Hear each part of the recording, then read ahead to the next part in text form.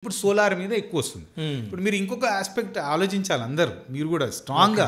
అంటే I wish మీలాంటి influencers ఇట్లాంటి మెసేజ్ ప్రతి ఒక్కరికి రీచ్ అయ్యే విధంగా తీసుకెళ్ళాలి. ఎందుకంటే ఇప్పుడు నేను సోలార్ పెట్టుకుంటున్నా ఫర్ ఎగ్జాంపుల్. సోలార్ అంటే గ్రీన్ ఎనర్జీ, కోల్ నుంచి కాదు, పొల్యూషన్ లేకుండా వస్తుంది అనుకోండి.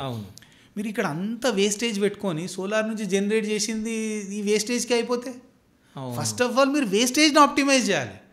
సోలార్ పెట్టుకునే ముందు auditing should be your mandatory లా ఉండాలన్నట్టు, కంపల్సరీ చేయాల్సిన ఒక యాక్టివిటీ చేసి ఫస్ట్ వేస్టేజ్ని ఆప్టిమైజ్ చేయండి. వేస్టేజ్ని ఆప్టిమైజ్ చేసినాక సోలార్ నుంచి తీసుకున్న నెట్ మీటరింగ్ కాన్సెప్ట్లో మీరు యూజ్ చేసేది మీరు యూజ్ చేసుకుంటారు. దాని తర్వాత ఏమవుతుంది, ఎక్స్ట్రా ఉంటే గ్రిడ్కి ఎక్స్పోర్ట్ చేస్తారు, మీకు డబ్బులు వస్తాయి.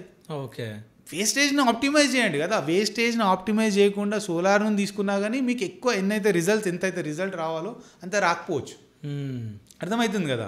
ఇప్పుడు solar is not a ultimate solution. Solar కంటే ముందు మీ వేస్టేజ్ని ఆప్టిమైజ్ చేసుకుంటూ సోలార్ యూజ్ చేస్తే మోర్ ఎఫెక్టివ్గా వాడినట్టు. నిజంగా వేస్టేజ్ని మనం తగ్గించుకుంటూ అయిపోతుంది.